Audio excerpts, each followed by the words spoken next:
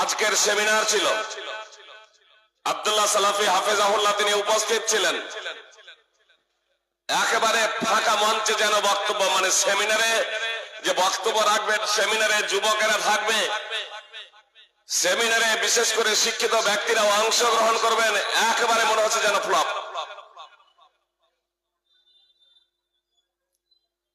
এত সুন্দর আপনাদের ব্যবস্থাপনা করা, আপনাদের জন্য ব্যবস্থাপনা করা হয়েছে, এত সুন্দর প্যান্ডেল করা হয়েছে,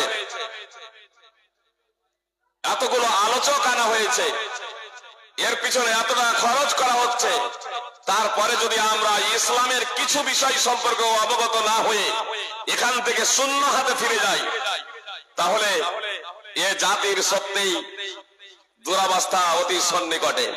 মানে দুরবস্থা চলছেই, এ জাতি জ্যান্ত বটে কিন্তু অন্তরে মৃত।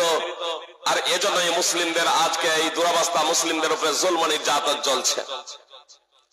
সুপ্রিয় ভাই এবং বোন, যদি বাস্তবিকই আপনারা ব্যক্তিগত জীবনে, পারিবারিক জীবনে, সামাজিক জীবনে আপনারা যদি শান্তি পেতে চান, সুখ এবং শান্তি, এবং আখেরাতে যদি সুখ এবং শান্তি পেতে চান, অমুসলিম ভাই যারা আছেন, প্রশাসনের লোক যারা আছেন, তাদেরও আমি বলতে চাই, বাস্তবিকই যদি আপনারা এই পৃথিবীতে শান্তি প্রতিষ্ঠা করতে চান, সমাজে শান্তি প্রতিষ্ঠা করতে চান, স্কুল কলেজ হাসপাতাল ইউনিভার্সিটিতে শান্তি প্রতিষ্ঠা করতে চান, বাস্তবিক যদি আপনারা নারী নিরাপত্তা চান অন্তর থেকে, তাহলে কথা একটু মনোযোগ দিয়ে শুনুন। আমি খুব দীর্ঘ বক্তব্য রাখবো না। আর এই জন্য যে সমস্ত ভাইরা পথে ঘাটে দাঁড়িয়ে আছেন, মনে মনে ভাবছেন বা যেখানে সেখানে বসে দুইজন আপোষে গল্প করছেন, আর ভাবছেন এদিকে গল্প করা হবে, চায়ের কাপে চুমুকও দেওয়া হবে, আর বক্তব্য শোনা হবে, আমি বলবো আপনারা বক্তব্য শুনে উপকৃত হতে পারবেন না। জি, একটি উদাহরণ দিই, তাহলে বুঝতে পারবেন। যে মুসলমান আজ জোরসে আমিন না আসতে আমিন বলাকে কেন্দ্র করে রক্তপাত করে, মসজিদ ভাগাভাগি করে, সেই মুসলিমদের সন্তান আজকে কাদিয়ানি হয়ে যাচ্ছে। যারা মিথ্যাবাদী, নিজেদেরকে ইমাম মেহেদী বলে দাবি করছে, ঈসা বলে দাবি করছে, নবী বলে দাবি করছে, এরাই আবার ওই বাতিল মিথ্যাবাদী মিথ্যুক, যাদের ব্যাপারে রাসূল সাল্লাল্লাহু আলাইহি ওয়াসাল্লাম ভবিষ্যদ্বাণী করেছিলেন, তাদের দলে গিয়ে তারা যোগদান করছে, এইদিকে আবার জালসাও শুনছে। তাহলে এগুলো হচ্ছেটা কেন? একটু আত্মসমীক্ষা করবেন না? সুপ্রিয় ভাই এবং বোন, দাজ্জালের ঘটনা আপনারা শুনেছেন না শুনেননি? দাজ্জাল আসবে এই পৃথিবীতে, এ কথা আপনারা জানেন না জানেন না? জানেন, শুনেছেন। আপনারা নিজে পড়েছেন না বক্তাদের মুখে শুনেছেন? নিজেও পড়েছেন, বক্তাদের মুখেও শুনেছেন, মাশাআল্লাহ। তাহলে আজকের জালসায় কিছু সচেতন ব্যক্তি আছেন। সুপ্রিয় ভাই এবং বোন, বলুন দাজ্জালের চোখ কয়টা হবে? যে চোখ কয়টা হবে আগে বলেছি, কানা না চোখ আলা এটা পরে হবে। চোখ কয়টা হবে দাজ্জালের? একটা। এক ভাই বলছেন, যিনি রেকর্ডিং করছেন, দুটো হবে। যারা বলছেন যে একটা হবে, তাদের মধ্যে কিন্তু অনেকেই বলেছেন পড়েছি, কেউ বলেছেন বক্তব্যে শুনেছি। যে ভাই দুটো বলছেন, আপনি কিসে থেকে বলছেন ভাই? দুটো হবে, এটা কিসে থেকে বলছেন? কোন বক্তা?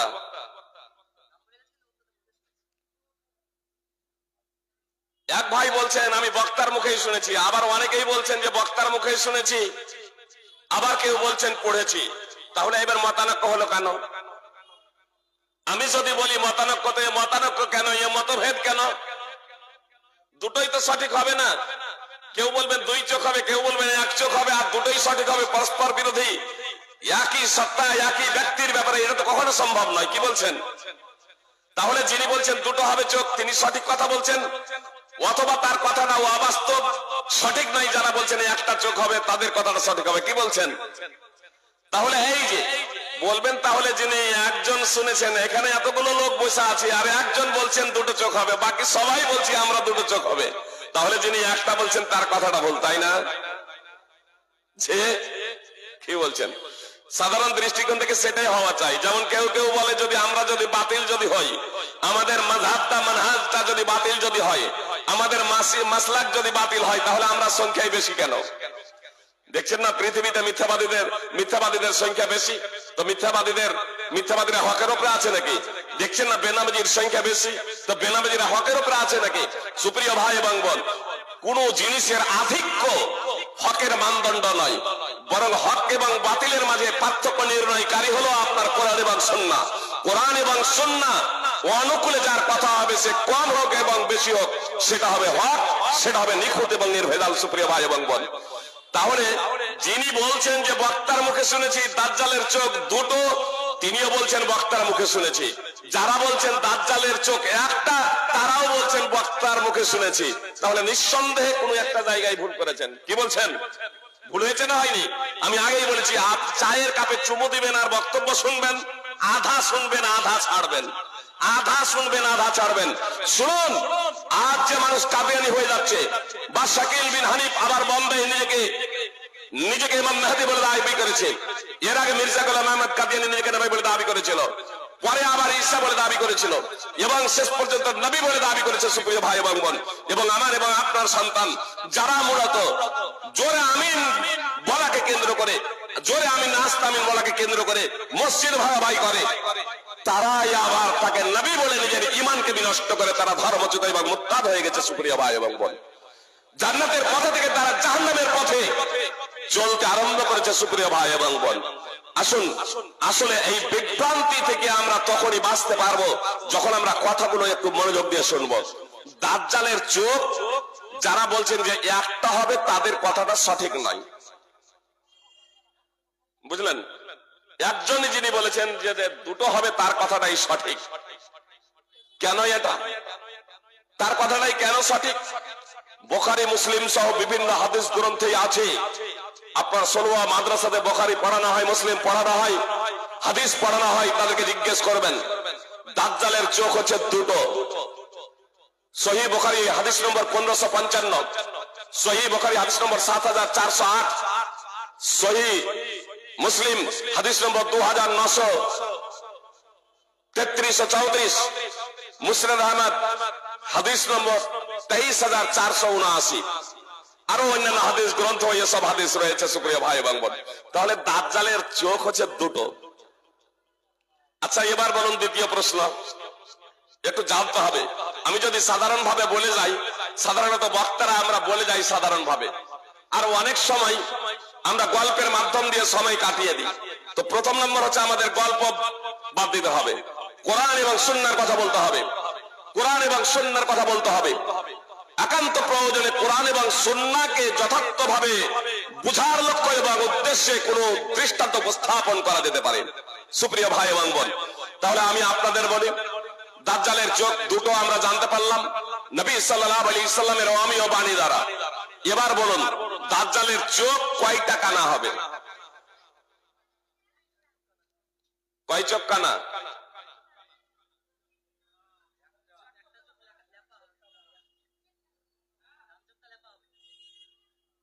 কয় চোখ কানা হবে?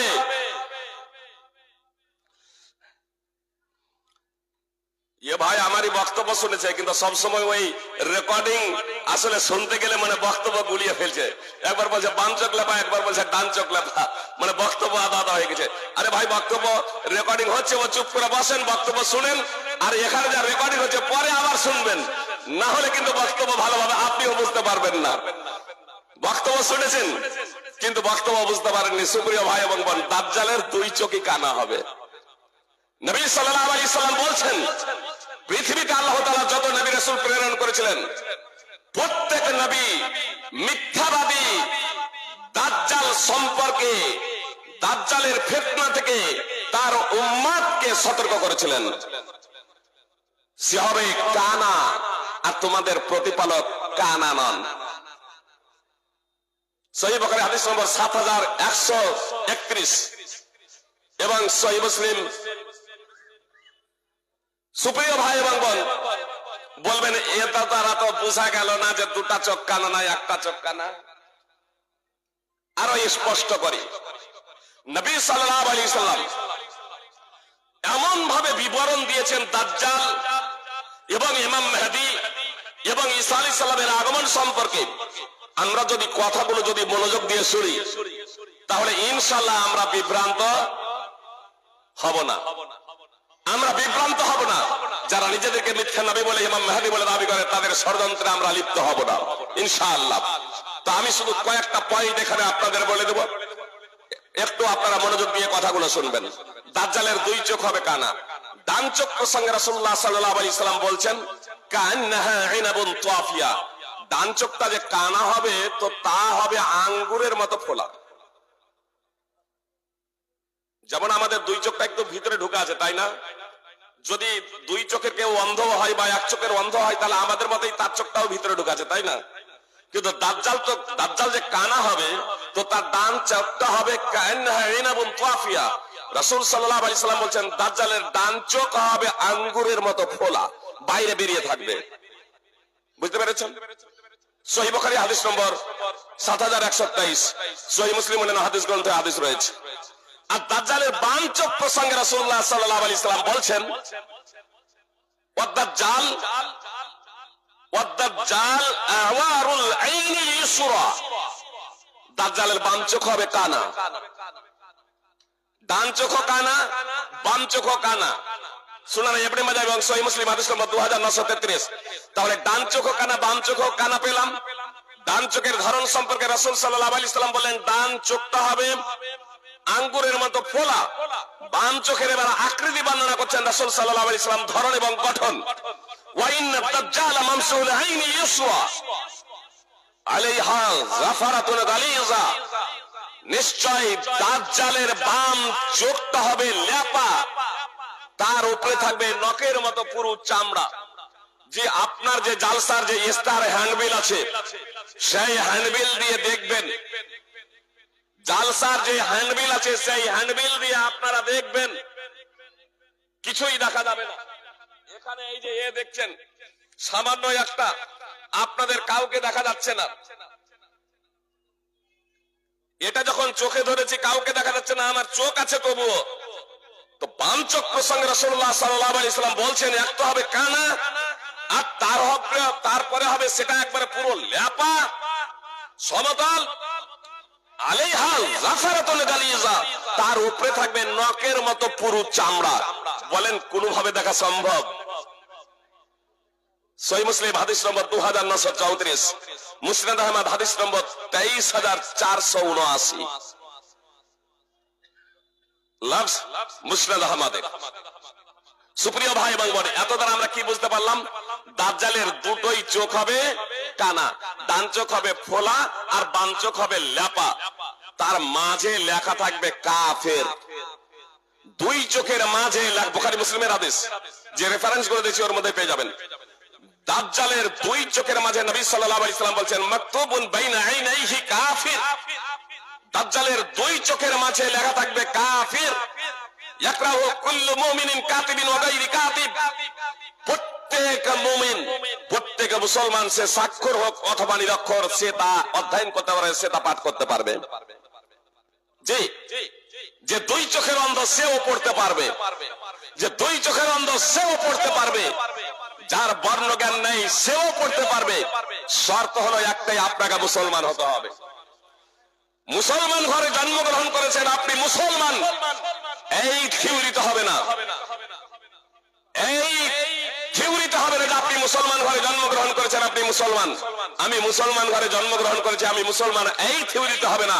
বরং আমাকে এবং আপনাকে কোরআন এবং সুন্নাহর আলোকে মুসলিম হতে হবে। কোরআন এবং সুন্নাহর আলোকে আমাকে আপনাকে মুসলিম হতে হবে। আমি যদি কোরআন এবং সুন্নাহর আলোকে মুসলিম যদি হই, আমি যদি নিরক্ষর হই, আর আমি যদি মুসলিম হই কোরআন সুন্নাহর আলোকে, তাহলে আমি দাজ্জালের যে কপালে লেখা থাকবে কাফের তা আমি পাঠ করতে পারবো। দাজ্জালের ফিতনা থেকে বেঁচে যাবো আমার যদি ঈমান থেকে থাকে। সুপ্রিয় ভাই এবং বোন, দাজ্জাল এই পৃথিবীতে যখন আসবে, পৃথিবীতে আবির্ভূত হওয়ার পরে 40 দিন অবস্থান করবে। কয়দিন বললাম? 40 দিন। বিভ্রান্ত হবেন না। মির্জা গোলাম আহমদ কাদিয়ানীর মিথ্যাবাদিতা, আপনার যদি একটু যদি পয়েন্ট যদি সামনে রাখেন তাহলে একবারে সূর্যালোকের নেই স্পষ্ট সতর্ক। আবু ফাইসাল সালমান ছিলেন ওই বিচারে আমি নিজে উপস্থিত হতে পারিনি সুপ্রিয় ভাই এবং বোন, আমার শারীরিক অসুস্থতার কারণে। ইসমাইল মাদানী হাফেজাহুল্লাহ তিনি উপস্থিত ছিলেন। আমি নাম বলছি না পরিবারের, বিয়ে পড়ানো হলো সুপ্রতিষ্ঠিত পরিবার, সুপ্রতিষ্ঠিত পরিবার, নামাজি ফ্যামিলি। আপনার বিয়ে দেওয়া হয়েছে, বিয়ে দেওয়ার পরেও অবগত হচ্ছেন, জি বিয়ে দেওয়ার পরে পরে বিয়ে পড়ানোর পরে পরে অবগত হচ্ছেন যে ছেলে হচ্ছে কাদিয়ানি। আমাকে ফোন করলো এমার্জেন্সি আসতে হবে, আমি তখন শারীরিক দিক থেকে অসুস্থ, আমি বললাম আমার দ্বারা এখন সম্ভব নয়। ইসমাইল মাদানীকে বললাম যে হ্যাঁ ইসমাইল মাদানী যে শেখ আপনি যান, আমি যেতে পারছি না, তো আপনি গিয়ে ওকে একটাই প্রস্তাব দেন, তওবা করে কালেমায়ে শাহাদাত পড়ে আপনি মুসলিম হন। যদি ও তওবা করে কালেমায়ে শাহাদাত পড়ে যদি মুসলিম হওয়ার যদি অঙ্গীকার যদি করে তাহলে মেয়ে পাঠানো হবে। আর ও যদি তওবা করে কালেমায়ে শাহাদাত পাঠ করে যদি মুসলিম যদি না যদি হয়, মির্জা গোলাম আহমদ কাদিয়ানীকে যদি কাফের যদি না যদি বলে, যারা কাদিয়ানী তারা মুসলমান নয় এই কথা যদি প্রকাশ্য ভাবে ব্যক্ত যদি না করে, তাহলে মেয়ে পাঠানোর কোনো প্রশ্নই নেই। যেহেতু লেখা হয়ে গেছে সরকারি খাতায়, রেজিস্টার হয়ে গেছে যে বিয়ে হয়েছে এর সাথে, এজন্য এই বিয়েটাকে ভঙ্গ করে দেওয়া। শরীয়তি দৃষ্টিকোণ থেকে এটা বিয়েই হয়নি, যে বিয়ে পড়ানোর পরে পরে আবার বিয়ে ভঙ্গ হয়ে যাচ্ছে, বিচ্ছেদ করতে হচ্ছে সুপ্রিয় ভাই এবং বোন। তাহলে একটা মেয়ের জীবন যদি পার্শ্ববর্তী কেউ যদি জানতে পারে, যেমনই হোক না কেন, আরে মেয়েটা ছাড়া, বলবে না বলবে না, অবশ্য ছাড়া এটা দর্শনীয় নয়, কি কারণে ছাড়া সেটাও বড় ফ্যাক্টর নয় এখানে, বুঝতে পেরেছেন। কিন্তু যে বিষয়টা হচ্ছে যে একটা মেয়ের উপরে এই দোষ এরকম লেগে যাচ্ছে যে সেই মেয়েটার বিয়ের পরে পরে সেই মেয়েটাকে ছাড়া বলো, অভ্যন্তরীণ কি বিষয় ছিল সেটা আপনি অবগতই হলেন না সুপ্রিয় ভাই এবং বোন। এজন্য পাত্র এবং পাত্রী নির্বাচনের সময়ে আজকে আমাকে এবং আপনাকে ভালোভাবে এটাও যাচাই বাছাই করে নিতে হবে সুপ্রিয় ভাই এবং বোন। আমি আপনাদের বলছিলাম যে দাজ্জাল এই পৃথিবীতে যখন আবির্ভূত হবে তখন কয়দিন থাকবে? 40 দিন। কিন্তু দাজ্জালের এই 40 দিনটা হবে 14 মাস 14 দিন, বুঝতে পেরেছেন? দাজ্জাল যে পৃথিবীতে আবির্ভূত হবে, তাই দাজ্জালের 14 দিনটা হবে 14 মাস 14 দিন। আপনারা বুঝতে পেরেছেন? যদি বুঝতে না পারেন আমি বুঝাবো, আর যদি বুঝে যান তাহলে বুঝাবো না। 40 দিন এই পৃথিবীতে অবস্থান করবে আবির্ভূত হওয়ার পরে, বের হওয়ার পরে, আর ওই 40 দিনটা হবে 14 মাস 14 দিন। বুঝেছেন? কি বলছেন আপনারা? বুঝেছেন না বুঝেন না? যে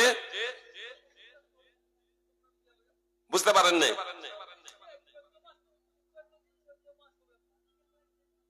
কেমন করে?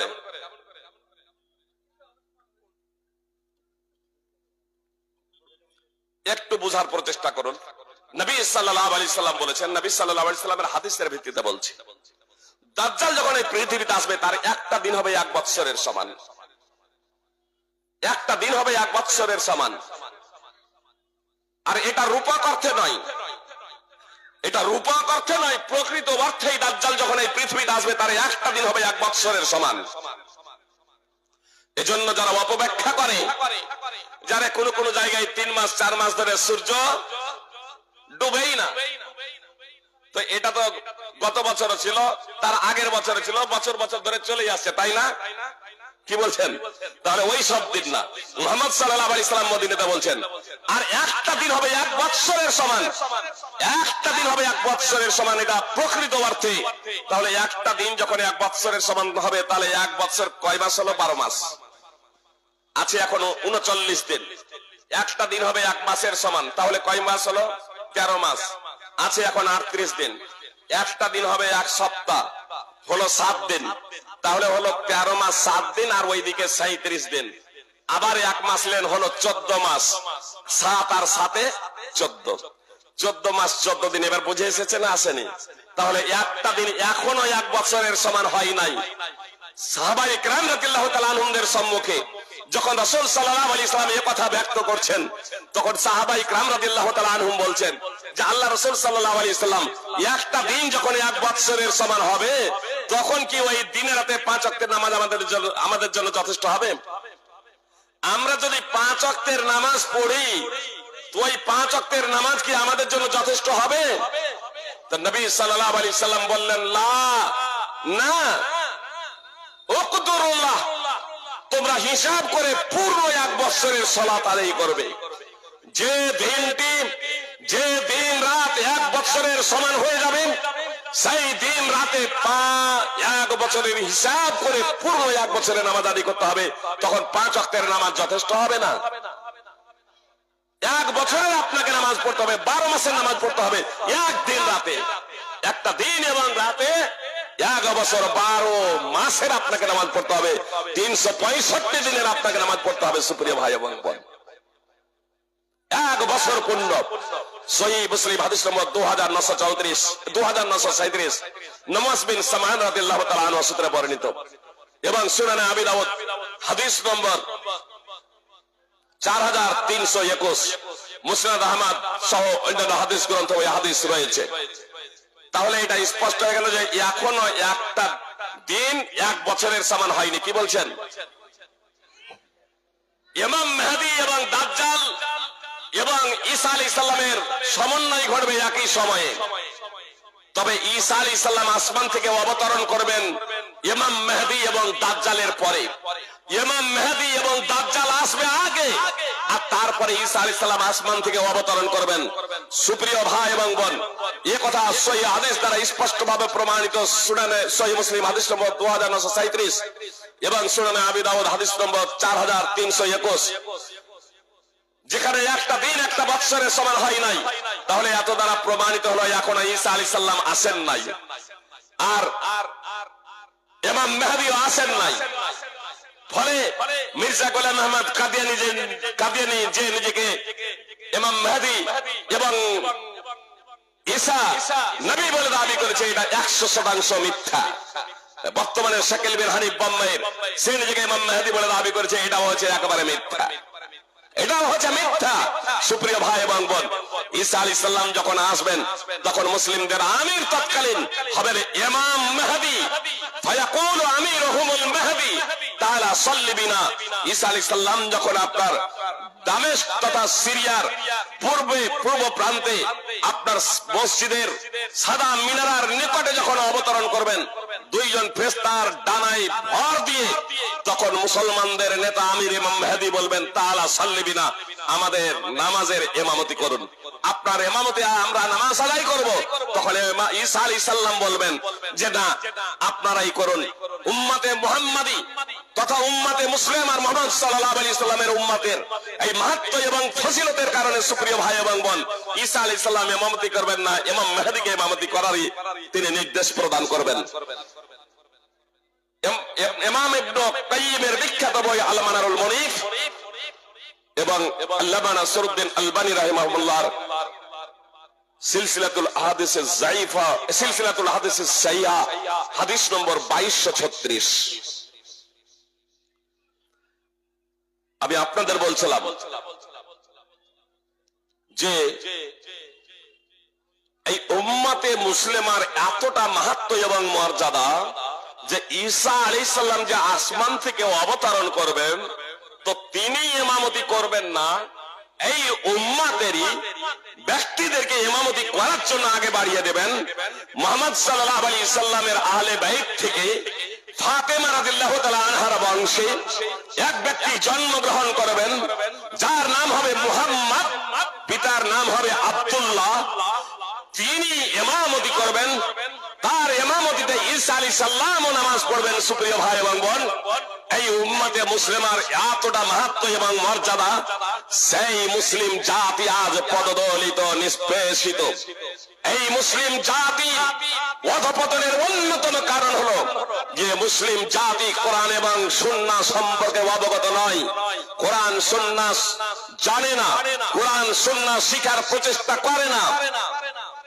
আল্লাহ তাআলা বলেছেন, ইয়ারফাইল্লাহুল্লাযীনা আমানু মিনকুম ওয়াল্লাযীনা উতুল ইলমা দারাজাত। আল্লাহ বলছেন, তোমাদের মধ্যে যারা ঈমান এনেছে এবং যাদেরকে জ্ঞান দেওয়া হয়েছে তাদেরকে আল্লাহ মর্যাদায় সমুন্নত করবেন। তোমাদের মধ্যে যারা ঈমান এনেছে, যারা মুসলমান এবং যাদেরকে জ্ঞান দেওয়া হয়েছে দ্বীনি জ্ঞান, ধর্মীয় বিদ্যা, তাদেরকে মর্যাদায় সমুন্নত করবেন। সূরা মুজাদালা 58 নম্বর সূরার 11 নম্বর আয়াতের অংশ বিশেষ। উমর রাদিয়াল্লাহু তাআলা আনহু সূত্রে বর্ণিত, রাসূলুল্লাহ সাল্লাল্লাহু আলাইহি সাল্লাম বলেছেন, ইন্নাল্লাহা ইয়ারফাউ বিহাযাল কিতাবি আকলামা ওয়া ইয়াযাউ বিহি আখারিন।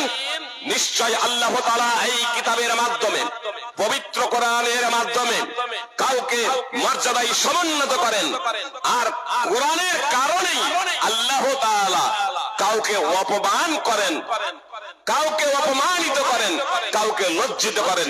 সুপ্রিয় ভাই এবং বোন, সহিহ মুসলিম হাদিস নম্বর 817, সুনানে ইবনে মাজাহ হাদিস নম্বর 218। আজ মুসলিম জাতি লজ্জিত, পদদলিত, অনুন্নত, অবহেলিত।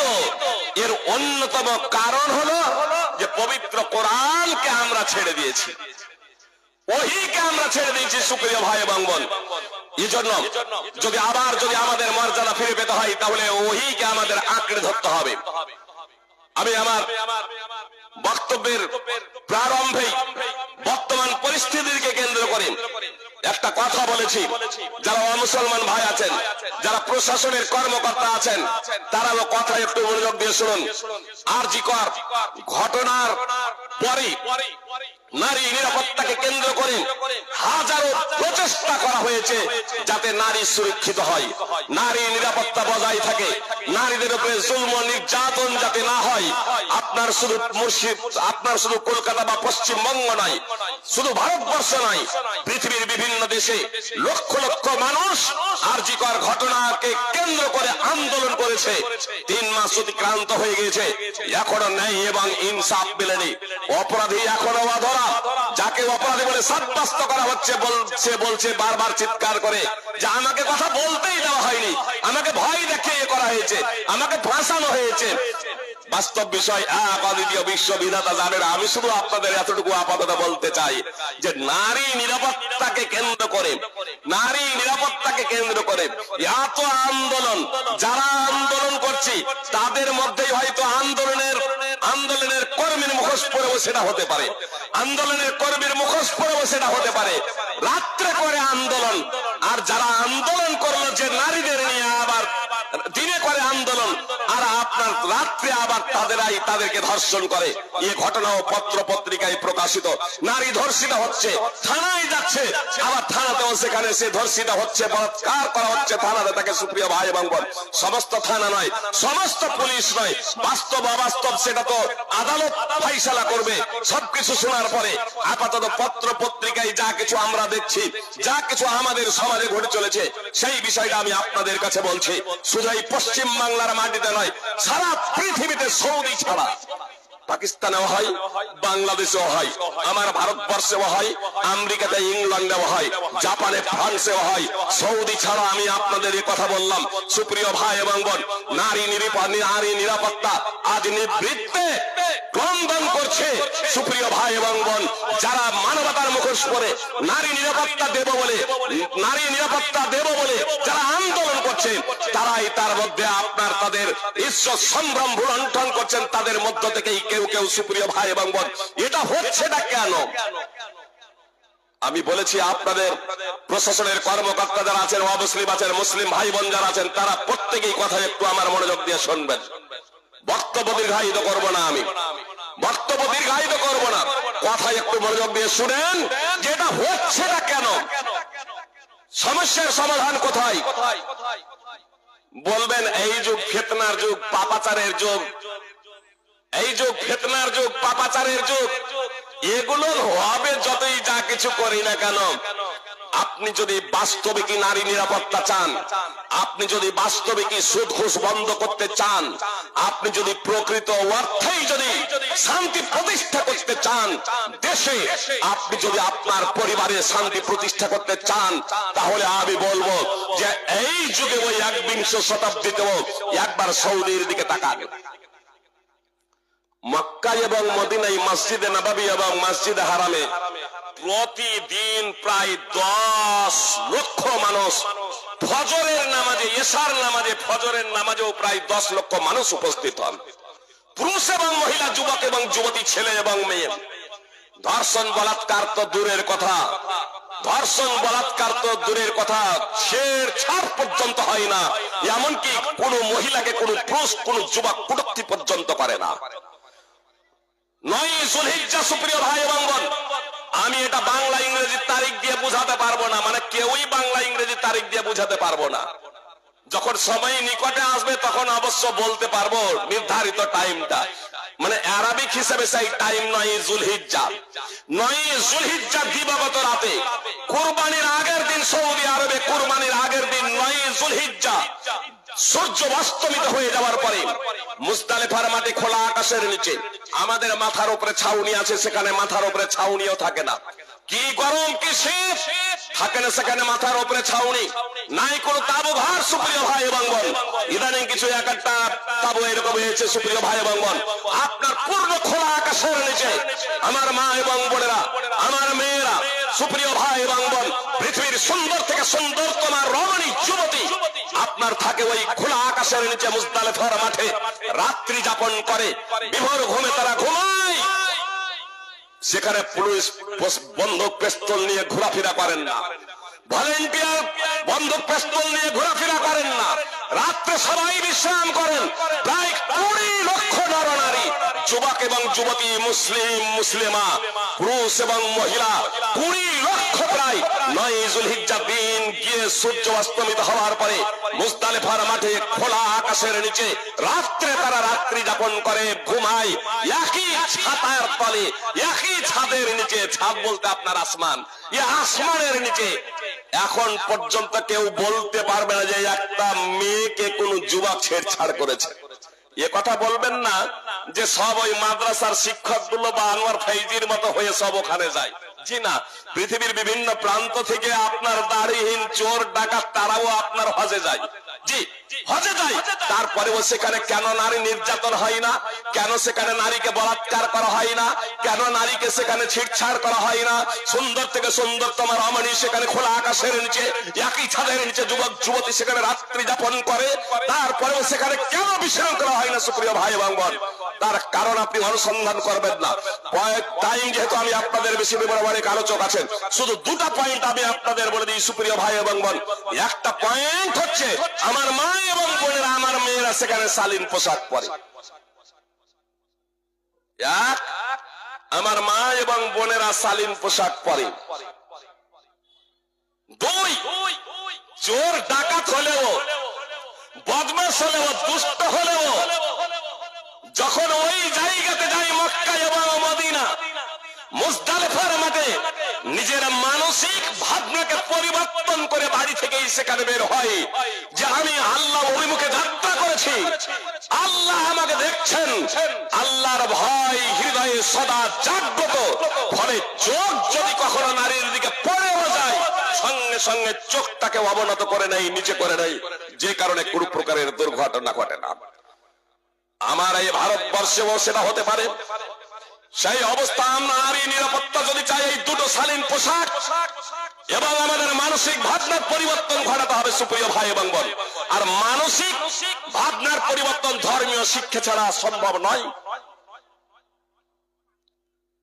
এজন্য বিখ্যাত সক্রেটিস, মানে জেনারেল শিক্ষিতের কাছে যাদের জেনারেল শিক্ষিতদের কাছে বিখ্যাত সক্রেটিস, তিনি বলেছেন দা উইদাউট রিলিজিয়ন ইজ বারবারিজম। ধর্মহীন শিক্ষাই মানুষকে পশুত্বের পর্যায়ে নিয়ে যায়, উচ্চ থেকে উচ্চ ডিগ্রি। জি, কয়েকদিন আগে আপনার হাইকোর্ট সরকারি চাকরি করে ছেলে মাকে ভাত দেয় না, আবার মুসলমান সরকারি চাকরি করে ছেলে মাকে ভাত দেয় না, পরিশেষে হাইকোর্ট পবিত্র কোরআনের আয়াত পাঠ করে তাকে শোনাচ্ছে, জানে এটা আল্লাহর বিধান যে তোমাকে ভাত দিতে হবে, তোমার মায়ের সেবা যত্ন করতে হবে, যেখানে বাবাকে উহ পর্যন্ত করা যাবে না, এমন কোন আচরণ করা যাবে না যাতে মা বাবা কষ্ট পাবে।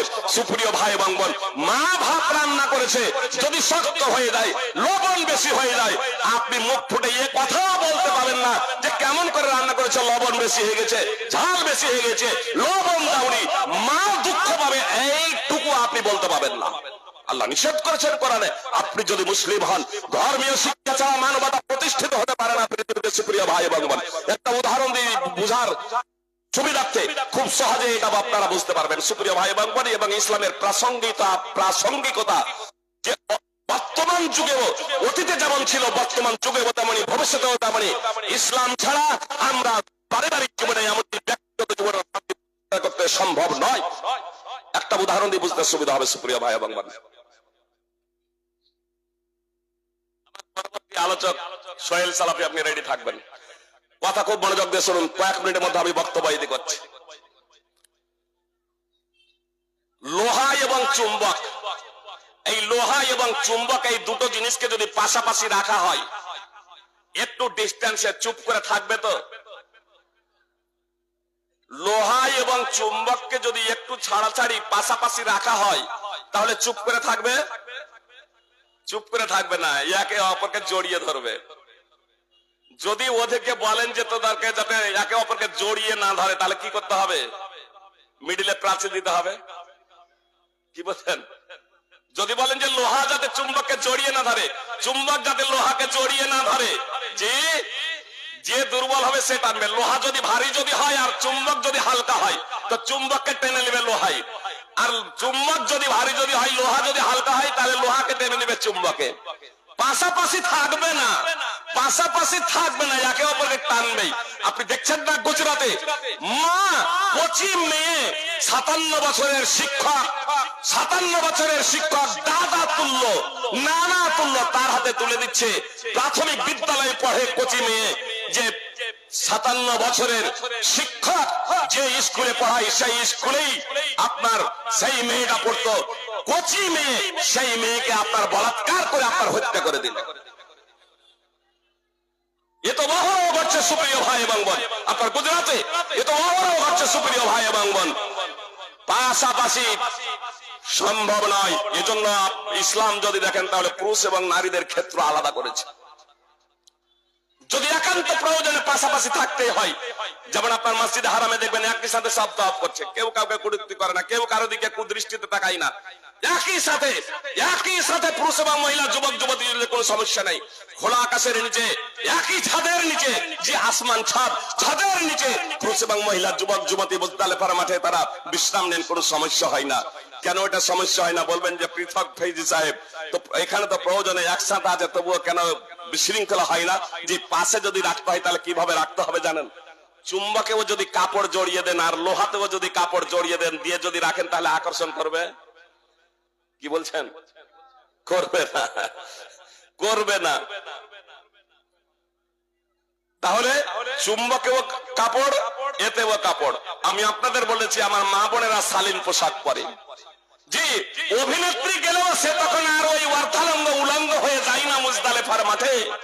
মসজিদে নববী, মসজিদে হারামে প্রবেশের অনুমতি নেই। এজন্য সুপ্রিয় ভাই এবং বোন, নেই। শালীন পোশাক পরতেই হবে আপনাকে। সেখানে পিস্তল বন্দুক নিয়ে পুলিশে ঘোরাফেরা করেন না। আলহামদুলিল্লাহ কোন প্রকারের সেখানে দুর্ঘটনাও ঘটে না। এতদিন পর্যন্ত শুনেছেন সেখানে কোন দুর্ঘটনা ঘটছে? কোন নারীকে বলাৎকার করা হয়েছে, ধর্ষণ করা হয়েছে, ছেড়ছাড় করা হয়েছে, একটি ঘটনা বিরল আপনি পাবেন না সুপ্রিয় ভাই এবং বোন। নেই। কেন নেই? আপনার শালীন পোশাক। তাহলে শালীন পোশাক, সুপ্রিয় ভাই এবং বোন, আমার মা এবং বোনেরা যারা আছেন, যুবকেরা আছেন, আমি আপনাদের খুব ভালোভাবে বলতে চাই, শান্তি প্রতিষ্ঠা করতে হলে এটা অবশ্যই আপনাকে করতে হবে। এই বিষয়টা আমি আরো একটু আপনাদের বলি। ইতিহাসে পড়ানো হয় যে ইতিহাসের সাথে যদিও বর্তমান ইতিহাসের সাথে যদিও আমি 100% একমত নই, কিন্তু ইতিহাসে পড়ানো হয় মানুষ আস্তে আস্তে সভ্যতা গড়ে তুললো। এটা পড়া হয় না? হয় না মাস্টার সাহেব? পড়া হয় তো। আমি মনে আসলে বেশি লেখাপড়া করিনি তো, আর তারপরে দেখবো বলি যে বইগুলো একবার দেখেই নেবো ইতিহাসটা, তো সুযোগই হয় না, মানে ব্যস্ততার মাঝে টাইমই বের করতে পারি না সুপ্রিয় ভাই এবং বোন। তো ইতিহাসে পড়া হয় আস্তে আস্তে মানুষ সভ্যতা শিখলো। আগে মানুষ গাছের ছাল পাতা দিয়ে নিজেদের লজ্জা স্থানের হেফাজত করত। সুপ্রিয় ভাই এবং বোন, যাযাবর, বর্বর, অসভ্য জাতি বনে জঙ্গলে ঘুরে বেড়াতো, কাপড় বুনতে জানতো না, পোশাক পরতে জানতো না। আস্তে আস্তে সভ্যতা গড়ে উঠলো, মানুষ সভ্য হলো, কাপড় বুনতে শিখলো, পোশাক তৈরি করতে শিখলো, তারপর পোশাক দ্বারা আবৃত হয়ে তারা সভ্য হলো। আর আজকে কি বলছে কিছু মিডিয়া এবং সাংবাদিক, আজকে কিছু মিডিয়া এবং সাংবাদিক, আমি মনে করি এসব সাংবাদিকের যারা এসব চিন্তা ভাবনা নিয়ে বলে, এরা মস্তিষ্ক বিকারগ্রস্ত, এদের ব্রেনে কাজ করে না। যে যুগটাকে, যে যুগের লোকগুলাকে এরা বললো অসভ্য বারবার, অসভ্য বারবার। তারা কাপড় বুনতে জানতো না, পোশাক পরিধান করতে জানতো, পোশাক তৈরি করতে জানতো না। সুপ্রিয় ভাই এবং বোন, ওই অসভ্য বারবার যুগের লোকদেরও, আদি যুগের লোকদেরও কিন্তু আপনি দেখবেন যে তাদের আত্মমর্যাদা ছিল। তারা উলঙ্গ হয়ে আপনার ঘুরে বেড়াতো না, বরং আপনার বনের গাছের ছাল এবং পাতা দিয়ে নিজেদের লজ্জা স্থানের হেফাজত করত, নিজের শরীরকে আবৃত করত। আর আপনি বললেন আস্তে আস্তে মানুষ সভ্য হলো, পোশাক বুনতে শিখলো, কাপড় তৈরি করতে শিখলো। তো কাপড় তৈরি করলো, পোশাক তৈরি করলো, মানুষ সভ্য হলো। তো কাপড় যখন পড়বে, পোশাক যখন পড়বে, তখনই না সে সভ্য হবে। আপনিও বললেন এটা সভ্য হলো। তারপরে এবার আপনি বলছেন যখন একজন মহিলা যত বেশি সভ্য হচ্ছে, নিজের শরীরটাকে সম্পূর্ণরূপে আবৃত করছে, তখন আপনি কটূক্তি করছেন। আর যে মহিলা, যে যুবতী অর্ধাঙ্গ এবং উলঙ্গ হয়ে ঘোরাফেরা করছে, আপনি তার প্রশংসা করছেন, সে খুব সাহসী, সে সভ্য।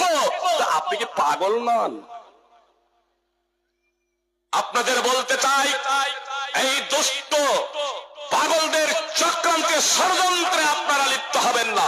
আমি প্রশাসনের কাছে অনুরোধ রাখব, বাস্তবিকই যদি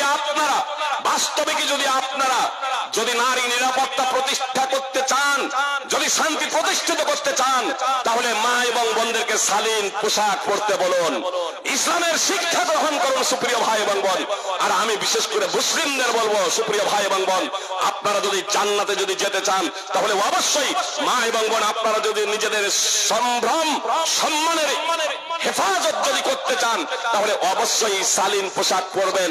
আপনারা সভ্য জাতি, আপনারা সভ্য, অসভ্য নয়। অতএব আপনারা অর্ধাঙ্গ এবং উলঙ্গ হয়ে ঘোরাফেরা করবেন না। আর যদি অর্ধাঙ্গ উলঙ্গ হয়ে ঘোরাফেরা করেন, আপনার যারা ওই দিনে আন্দোলন করবে, রাত্রেই আবার তারা ধর্ষণ করবে, এ অহরহ ঘটছে, এটা ঠেকানো যাবে না। শিখুন, জানুন সুপ্রিয় ভাই এবং বোন। পরিশেষে এ কথাই বলবো, প্রত্যেক মুসলিমের জন্য ইসলাম শিক্ষা করার অপরিহার্য সুপ্রিয় ভাই এবং বোন। এই যে মাদ্রাসা, এ মাদ্রাসা আছে বলেই কিছুটা এখনো শান্তি বজায় আছে। পুরোপুরি যদি শান্তি যদি পেতে চান, তাহলে এই মাদ্রাসার মতো হাজারো মাদ্রাসা, আমি মনে করি প্রতিটা গ্রামে একটি করে মাদ্রাসা প্রতিষ্ঠিত হওয়া একান্ত কর্তব্য।